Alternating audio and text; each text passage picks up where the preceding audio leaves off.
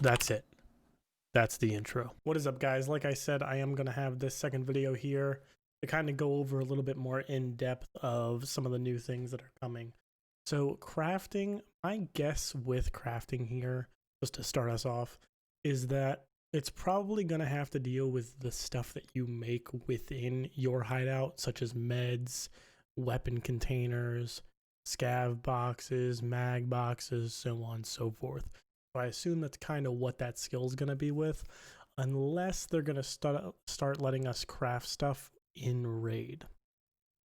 Hideout management probably won't really pertain too much to anything, but I would assume that it may have to do, obviously, with the hideout, but maybe the levels or tiers that your equipment is in the hideout. So that's just a guess. I don't know if that's what it's going to be, but that's my best kind of guess for it.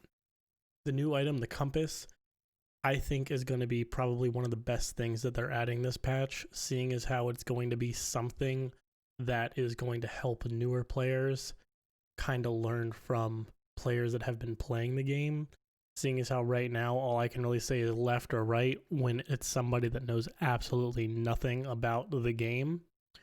So for the most part, it's going to make it a little bit easier for new players to be taught by veteran players such as myself.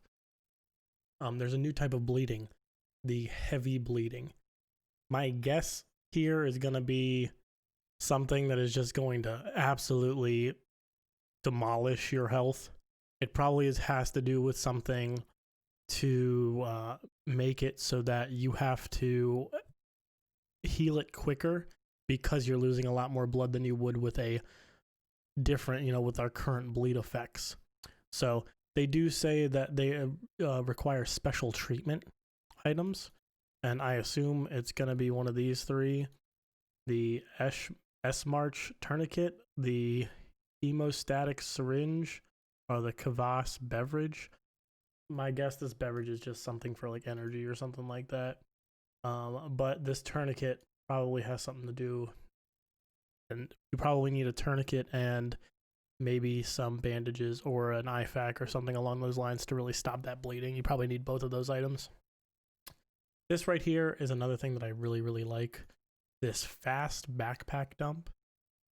I know that not many people really kill those big juicy boys that you need to drop your entire pretty much loadout that you brought in currently to be able to take any of this stuff.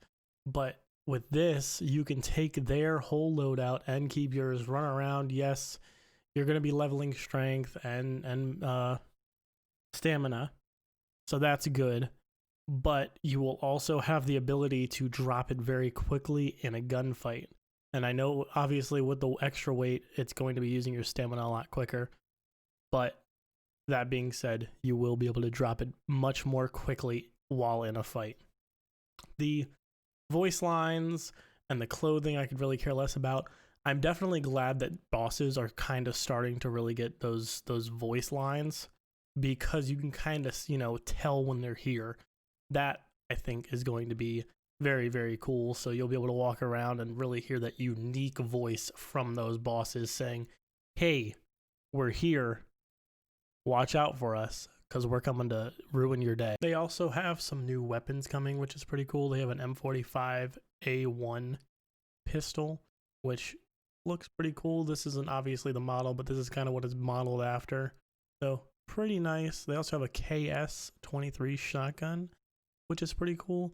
I don't know how I feel about this, but I think this is definitely a shotgun that will be used. And then an RFB rifle. This kind of reminds me of like a bullpup variant or like a 308, but I'm not 100% about that. I'm not 100% sure what the caliber is. Oh, it does look like it's 308 based on this. So I think those will be pretty cool as well. And I'm hoping that those are like raider weapons or something like that. Something to kind of get me back into raid to really get a cool weapon or something that's worth it late game. My last video, you'd see me talk about this ammo loading menu in the context menu of the magazines and stash. my guess with this is you're going to have to right click and click load magazine. I assume and I'm hoping that there are going to be sub menus that will allow you to essentially pack a mag with a specific round that you want. So if it's 5.45, I'm hoping that they have a sub menu that says pack with BS ammo, pack with 7N39, so on and so forth. That's what I'm hoping. Now, if that's, something that they're going to add, but it's something that they definitely should add. Automatic sorting of character stash. Any containers, backpacks will have a sort button. So how I'm hoping that this will work, and these are just quality of life changes, is I'm hoping that you will not need to have necessarily the space, but it will rearrange stuff in a way that makes it possible for you to not have space in your stash, but all the backpacks will be lined up, all the containers will be lined up, so on and so forth, rather than what they have now where it's just kind of highlight these items. So I'm hoping that that's what this is, but knowing BSG, it's it's going to be a first variation of it, so it is what it is. When you next exit the game, we added a warning that your generator's on. That's very good, very, very good. With this one right here, I did mention this in the last video as well, the kill distance. I'm hoping this is like right after the raid and is right next to everything. That's what I'm hoping for, but I don't know if that is going to be the case. They also added the post-raid statistics screen where your character now displays the equipment that they died with. That's what I'm hoping this reads as. Obviously, it's not exactly how it reads, but that's what I'm hoping it says. So, fingers crossed, if you pick up somebody else's stuff, hopefully it shows kind of what you lost right then and there to really give you that, haha, you lost this fast MT that you forgot that you had the face shield up on, but it's a fast MT, haha, you lost it. So, hopefully they give you that. Outside of raid, stash can now be opened and closed by pressing the tab button, which is awesome because I always just want to press tab just to go to my stash. Honestly, that's a great improvement, and I'm hoping that's just how it works. It's just tab, boom, done, and that's it. They did also disable it, so in the beginning, treatment from therapist will be free for the first 5 levels of your character, which is awesome. It definitely helps you save a little bit of money. One of the biggest AI improvements that they have added, at least to me personally, is they actually bots now respond to sound approaching from behind their backs. Although a lot of people say that the bots are so hard. The bots are so hard.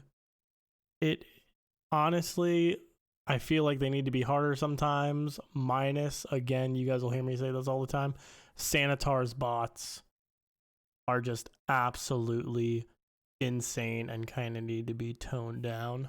That's just my opinion, but I digress. But that is very good. And then they also made it so that the follow me gesture should now work. And that will make it so that when you say follow me, these bots should follow you all the way around the map. And that's what I'm hoping happens. But we're not necessarily 100% if that is going to happen. They also added weapon sway. And how I kind of hope this affects the bots is that it makes them miss more. So obviously they're going to buff them and kind of debuff them in other places. So it's definitely something that I'm going to be looking out for in this coming update, which I'm very, very excited about. So back to this whole unlocking Trader Jaeger is now available after accepting the Gunsmith Part 1 quest. So I'm hoping that as soon as you can accept it, you can start doing Jaeger's quest. This is what I'm hoping. This is how I'm hoping that it's going to work. But I don't know if that's necessarily how it is going to work. But here's to hoping. The big plastic containers now spawn more items in general. I hope that this will include guns and more weapons and stuff, because obviously when you are around kind of starting off, you don't really have a lot of weapons or anything like that, and you can kind of lose those quick. I know that's what scavs runs are for, but, you know, definitely hoping that there's a little bit more weapons. Another big thing that I'm hoping, I know it says that they are PC blocks now spawn SSDs and SAS drives.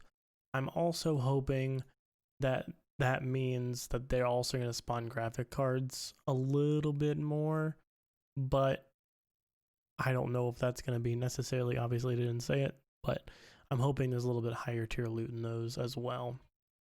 And then again, this was kind of fixed. Skills that progress by hitting, you won't be able to progress those with your party members. I don't know how they're going to do this, but my guess is even if you get shot by a party member, it might still count, but I'm pretty sure that they have already thought about that. So here's to hoping. An increased fall damage. I'm hoping that the way that they did this is overall they increased the damage that you take from falling, but I'm hoping that they didn't increase it to the point where when you're not wearing anything, you take massive fall damage. It's more of a tiered damage depending upon how much overweight you are. That's what I'm really hoping for, but I don't know if that's what's going to happen. And then they reworked the player spawn points at reserve as well as the scav spawn for players. Scav players spawn timer. So right now it's around, I want to say, the 40-minute mark. You can still have people spawn in or start spawning in as scav players on reserve. I'm hoping that they're lowering this to about 20. That's what I'm hoping. But again, knowing them, it'll probably be lowered little by little. And they'll kind of want us to make sure that we're, that they're collecting the correct amount of data that they really need for it, as long as they don't have any massive changes before then. And then lastly, as you guys know, there's not going to be a wipe, so don't worry about it. There's no wipe this time around. Again, it's probably going to be 12.9 or 13.0 when we get that. But again, there are a lot of good things that are coming with this patch, and I'm very excited for. Hopefully, some of my thoughts, kind of resonate with you guys on how I'm hoping things work. If you feel that I left anything out in this video, definitely make sure to leave a comment below. If you enjoyed the video, definitely make sure to leave a like. And if this is your third or fourth time here, definitely make sure to hit that subscribe button if you've been enjoying the content. I want to thank you for watching, and I'll see you on the next one.